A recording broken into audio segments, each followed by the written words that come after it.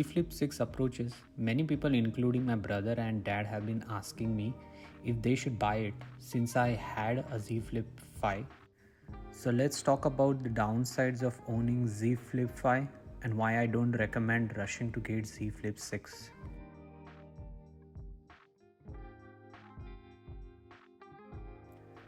Samsung has nearly perfected their software, much like Google stock Android.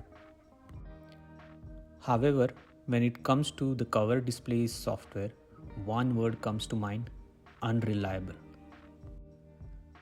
On some days, the app works as designed, but on other days, it can be a real struggle.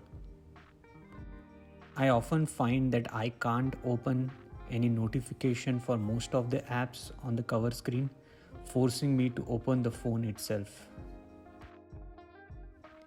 Certain apps are particularly buggy for me, especially YouTube Music.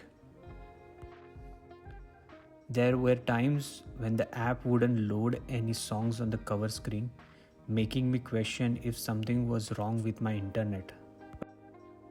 But then I opened my phone, played the song, and it worked just fine. This inconsistency is frustrating. I'm not sure if others experience this too, but let me know in the comment below.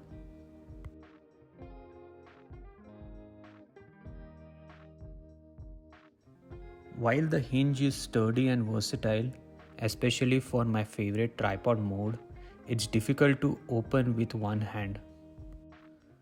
One day I was carrying some packages and needed to join a Teams meeting. Let me tell you, the struggle was real. I had to drop the packages just to open the phone. Or maybe I need training from Mr. Mobile. I also face similar issues with the camera, which I'll discuss further.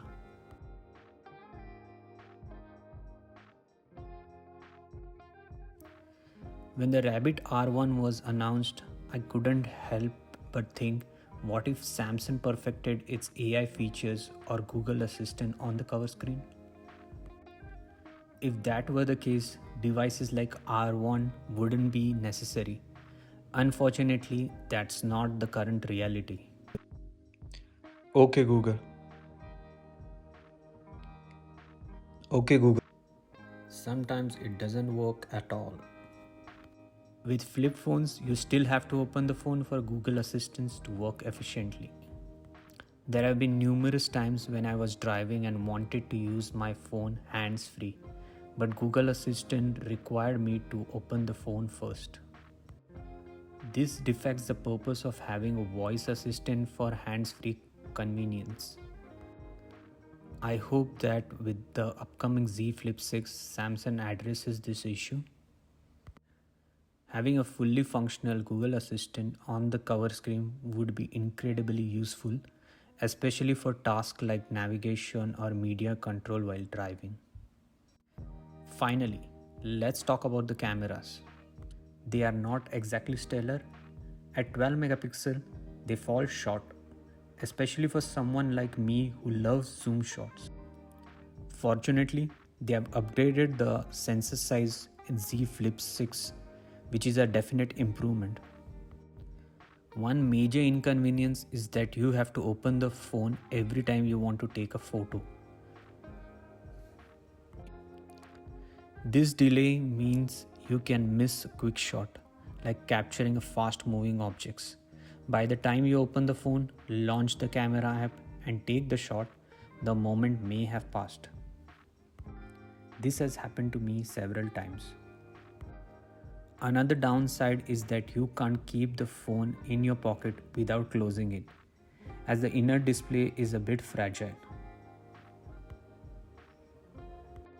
It's frustrating when you're trying to take a series of photos and have to constantly open and close the phone, especially at events or during outdoor activities.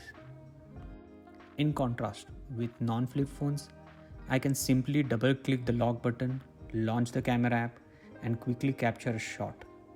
Plus, the display is protected by Gorilla Glass Victus, which is not as fragile as a flip phone.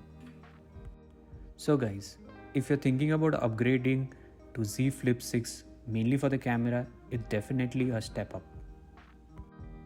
However, if you're considering for other reasons like performance or new features, I'd recommend waiting for comprehensive reviews from other YouTubers, especially since I haven't been able to test it myself due to budget constraints. But I hope this video helps you make an informed decision. See you next time.